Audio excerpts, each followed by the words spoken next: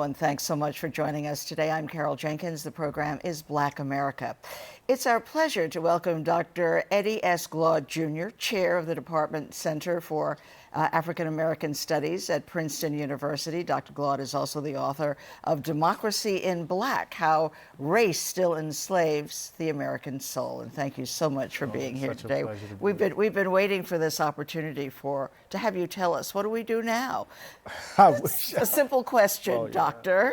Yeah, we have to tell ourselves a different story about how we got to this moment and face the truth of what is in front of us. And that is to mobilize and organize in order to fight for a more just society. And we can then talk about what that will look like in its particulars. Yeah, and we will, but we always start by asking our guests to place themselves in Black America. It's Mississippi, right? Country boy. Country boy. Country boy from the coast, in a small town called Moss Point, named after the moss dangling from magnolia trees. A couple of Stokely Carmichael used to organize down in my little town. Right, yeah. I know it was, and your dad worked for the post office? Yeah, second African-American hired at the post office in Pascagoula, Mississippi, and decided to move his precocious kids from one side of town to the other, and that's where the story began. That's where it begins. Now, where you were living, it was subject to flooding. Still is. Talked about that and write about that. Yeah. We lived in this neighborhood called Rose Drive, and every time it rained, it would flood. I mean, literally, you could literally wade in the water. It had everything to do with bad pipes. A lot of folks worked at the paper mill that's now closed, and the shipyard and Chevron, and the houses were smaller, the sidewalks weren't paved, the baseball diamond wasn't cut regularly. Then we moved to the other side of town, and things were a little bit different. Things were a little bit different. Yeah. So what propelled your dad to do this? It's always interesting, that key of had you stayed in that part of town, you might have been a different Eddie Glaude. So yeah. I mean, I think my dad is brilliant in every way. He's a complicated man, but he's brilliant. And he left home early, like I did, running away from his father, like I did. Went to the Navy, and came back and had massive ambition. But him and my mother, as children, had children. So my mother was pregnant with my older sister and had her in the 9th grade. And my father went off to the service and came back home and raised 4 kids, 2 of whom weren't his, but they are my brothers and sisters, and he raised them with his name. And he saw that we were all really, really talented. And that brilliance and ambition evidenced itself in imagining a better life for his kids. So I remember growing up, we would have to line up outside of the living room, and he would call us in each one by one and ask to see our report cards. And my sister graduated valedictorian of our high school and went off to Spelman, and I came behind her and went off to Morehouse. My brother, who left before all of us, was a full-time retired service guy in the Air Force. And my oldest sister, the firstborn, my mother had German measles, and so she's still home, severely handicapped, and my mother's been taking care of her for 54 years. 54 years. Yeah. Well, quite a story. You say you ran away from your dad? Oh, yeah. I'm a typical, my dad is a forceful, complicated guy.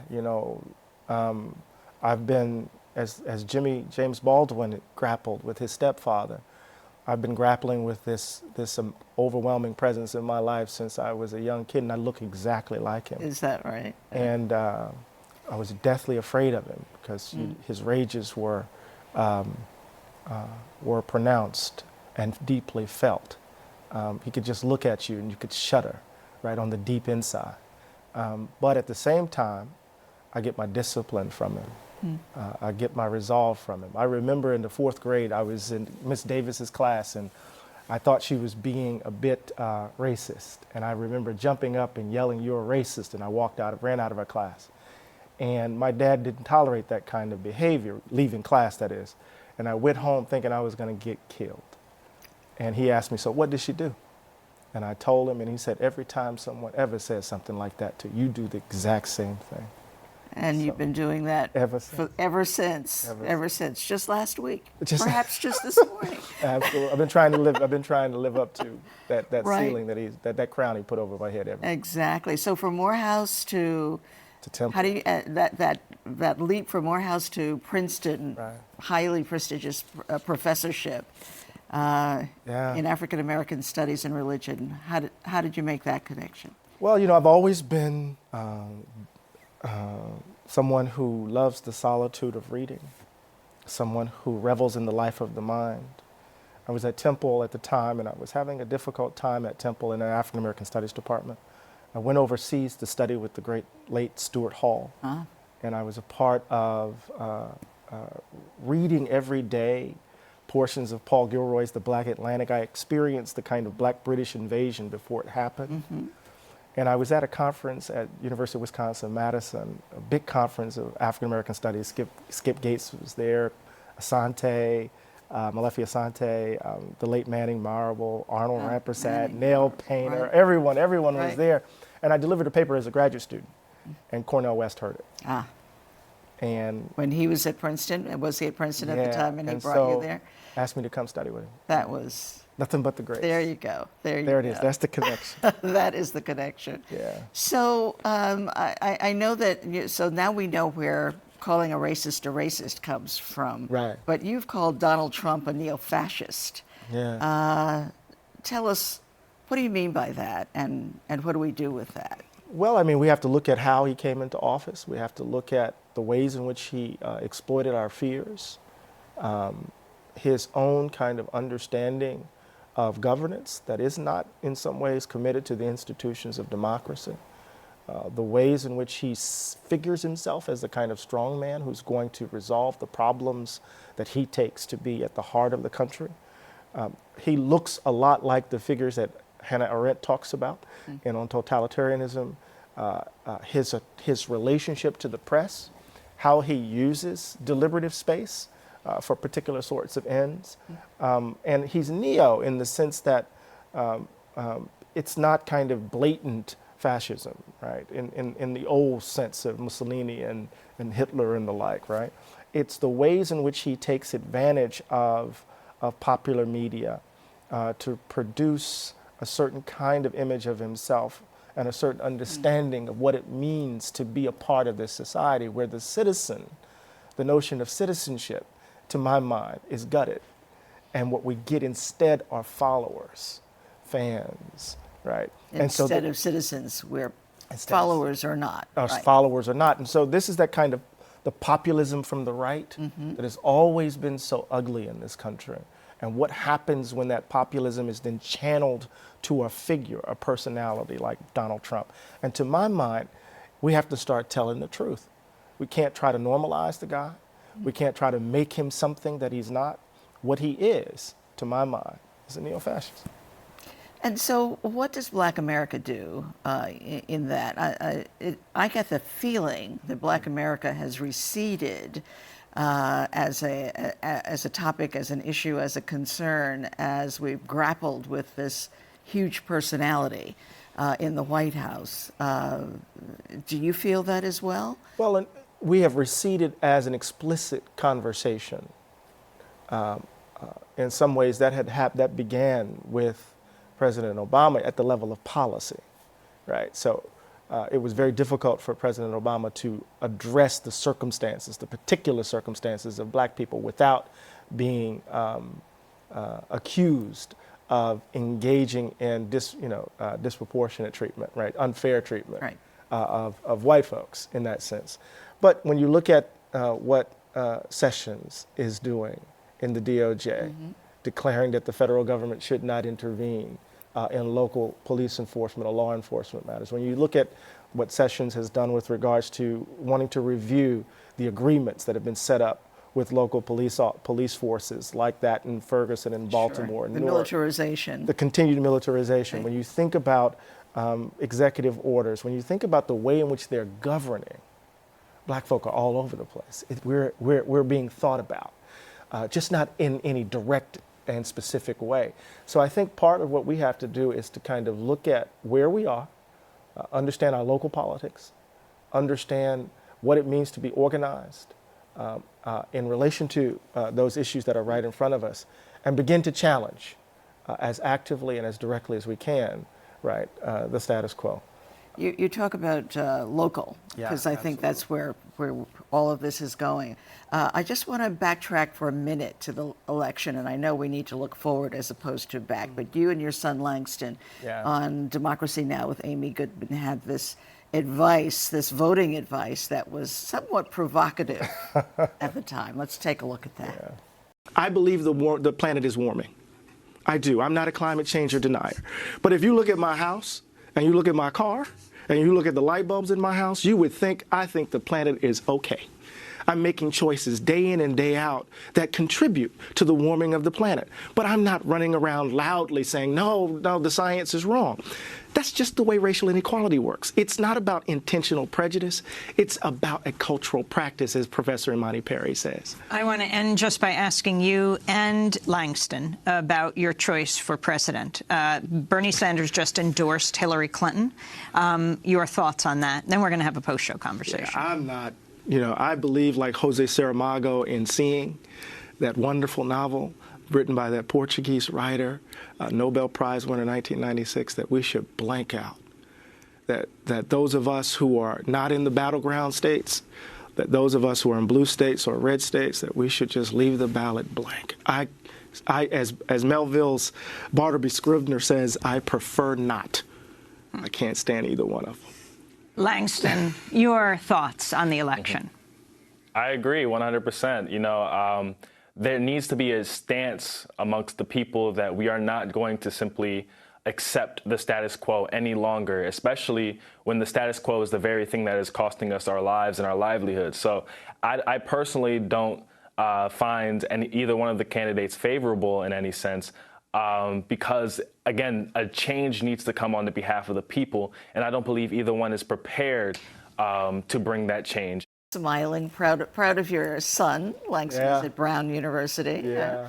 So, holy smokes, Eddie, hundreds of thousands, if not millions of people seem to have done exactly that. They may have voted down ticket, but left the presidential piece of that out. So, look what we got. Do you rethink that? No, I don't, actually. No? I think we need to understand the election for what it is. And the election, white folks are responsible for Donald Trump, not black folks. And I think I want to be very clear about that. And it seems to me that when we look at the fact that Hillary Clinton beat him by 3 million popular votes, the actual votes, when we think about young folk, in some ways what happened to Hillary Clinton had everything to do with young voters voting third party. It had something to do with voter suppression. Right, in places like North Carolina, voter ID laws, in places like Wisconsin, it had everything to do with the policies of the Clinton campaign, right, and the backlash. So what I was saying was that the only thing the Democratic Party had to do, was to come out with an explicit agenda to address the suffering of black people, lay it out in detail, and convince us, right, not just by saying that you have hot sauce in your purse. Right, or not just simply trying to do a famous line, right, or trying to dance or do or whatever, right, all right, or kind of appealing to our emotions, right? Let's look at the policy issues, and then we could mobilize. But what we saw was the corporate face of the Democratic Party, and what resulted was a kind of choice that was made by not going to the polls. So over 40% of Americans didn't vote at all.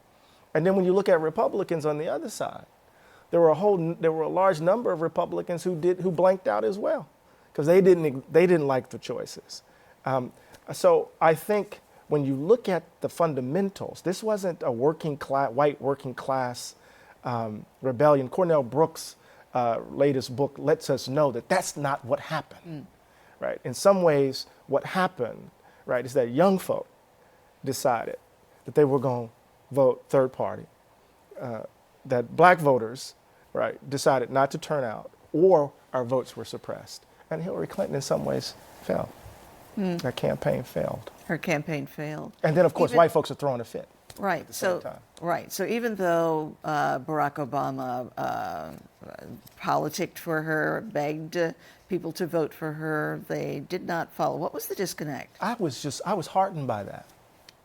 So, oftentimes there is this sense that folk treat us like we're cattle chewing cud. That's all you have to do is kind of put some figure, Beyonce, in front of us, or LeBron James in front of us, or Barack Obama in front of us, and we're just going to follow the celebrity figure. We're going to follow the leader.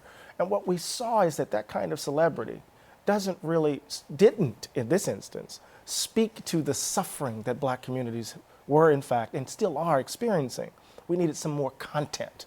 And I think as long as the Democratic Party treat us as if we're cattle chewing cud, to be herded to the polls every 2 and 4 years, we're going to continue to see this kind of response. Yeah, well, that makes a lot of sense. Did you actually call Barack Obama a snake oil salesman? I referred to him as a... What quote was that? It came from Melville. You know, I love Herman Melville, as you can see. Yes. It came from Melville's novella, The Confidence Man. So I said he's a Melvillian confidence man selling the snake oil of hope and change. Of hope. I got in a and lot of change. trouble for You that. got it? I know, a lot of trouble. Yeah. People who said, what? You still stand by it. Yeah. Yeah. And part of what I say is that, you know, it is important, it was important that we elected an African American to be the President of the United States. That my baby, that grown man grew up with the black man in the White House. But he also grew up with Tamir Rice, Mike Brown, Eric Garner, Sandra Bland. Right? So he had to come to terms with the contradiction. Right? He's also grown up with the fact that student loan debt has surpassed credit card debt, that white wealth is 13 times that of black wealth. He's grown up with the fundamentals of black life, right? Literally unstable in every shape, form, or fashion.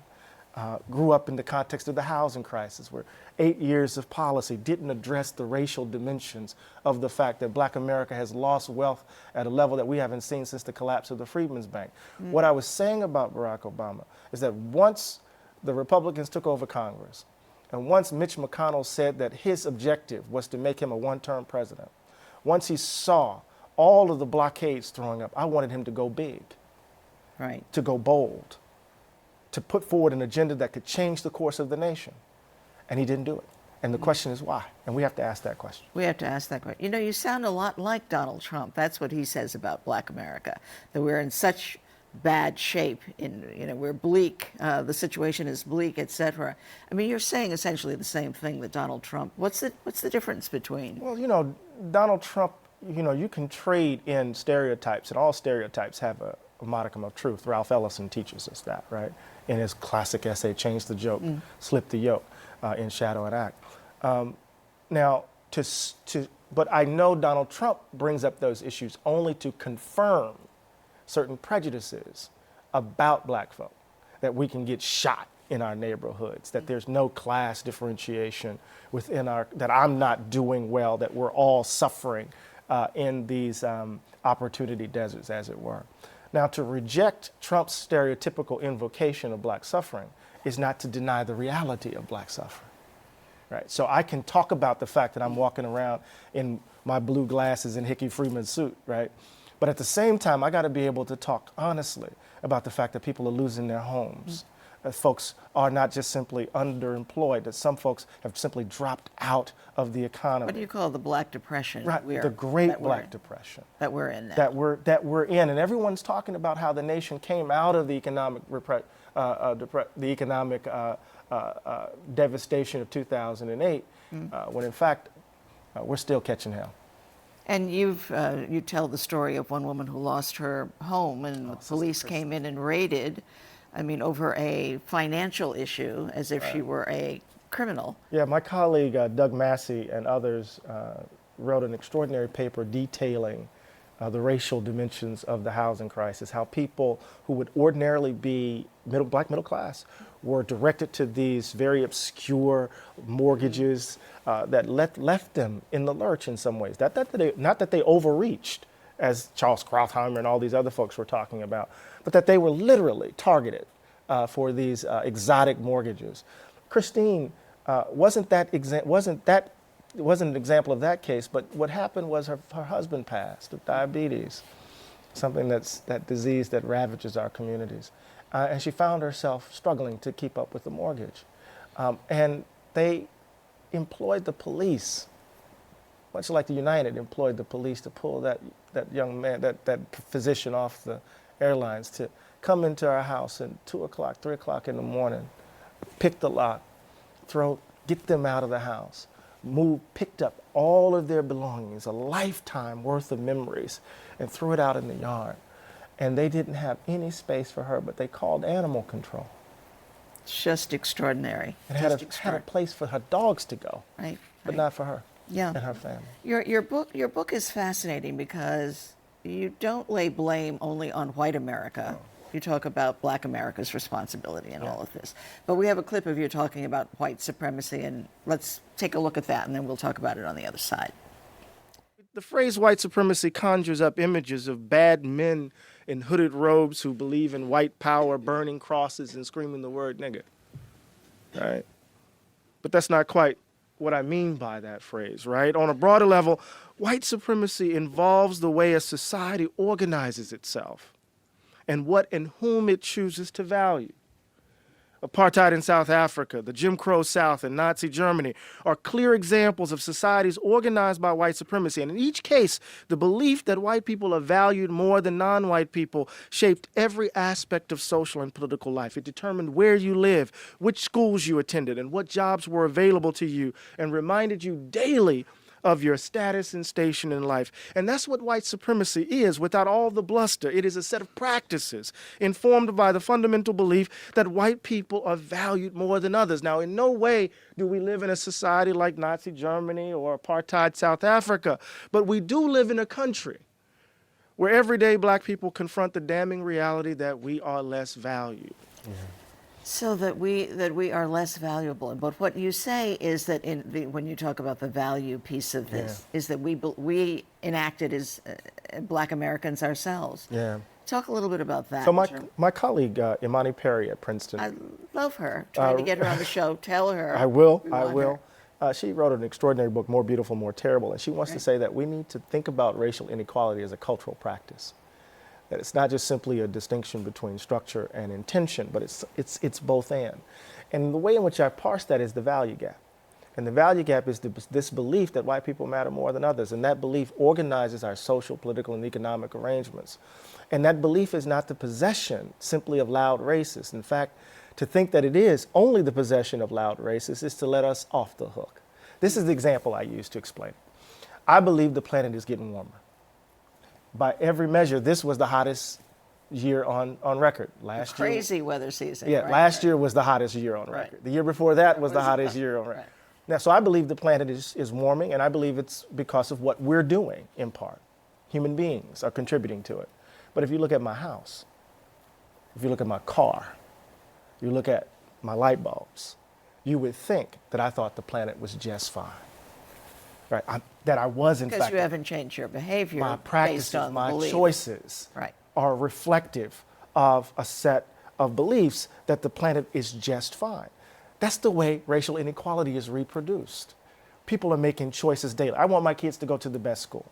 When we know, according to the social science data, that when we hear that, that's really a proxy for how many Black and brown kids go to that school.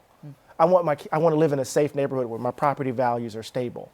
We know what that is. We know what the proxy is. People are making choices day in and day out that reproduce the context, right, of the value gap. It's habituating us. It's socializing us to live in a world where white people are valued more than others, even as they say they are committed to racial equality, right?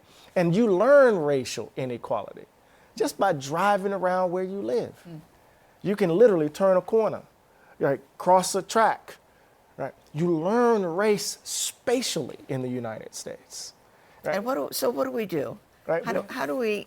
I'm looking for the Black American response to this. Where do you think we put our efforts now to change this, what you and Donald Trump would describe as bleak condition for many Black Americans? I can't stand to be linked to Donald Trump.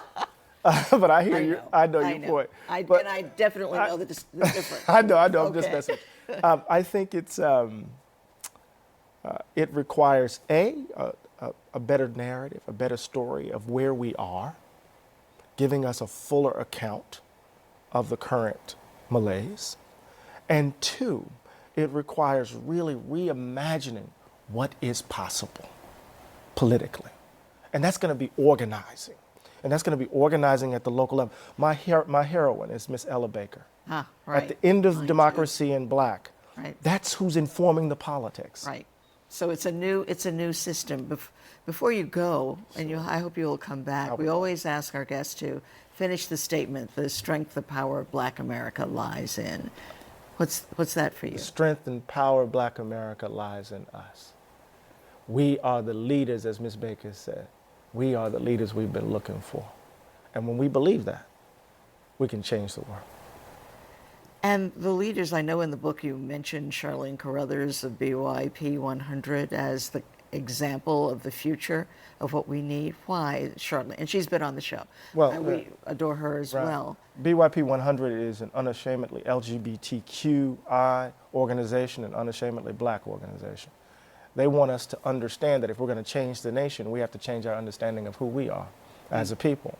We have to be more welcoming, more open. We have to understand the complexity of what Black America actually is and begin to organize and reflect those in our community who are what Kathy Cohen calls secondary marginalization, those who are on the margins of our communities, right? Those who are in the shadows, in the gaps. So we have to have a fuller, more complex and nuanced understanding of who we are as Black people and organize from that vantage point. And BYP 100, those young folk. Based in Chicago. Yeah. Great group. They are extraordinary examples of that kind of politics. Well, we can count on them for the future, and we count on you for your scholarship in terms of leading us in the right direction. Dr. Eddie Glaude, thank you so much for being with us today. Appreciate you. And thank you so much for joining us as well. The book is Democracy in Black, How Race Still Enslaves the American Soul. And I think we got to see and hear some of that today. And thank you for joining us. I'm Carol Jenkins. The program is Black America. We'll see you the next time.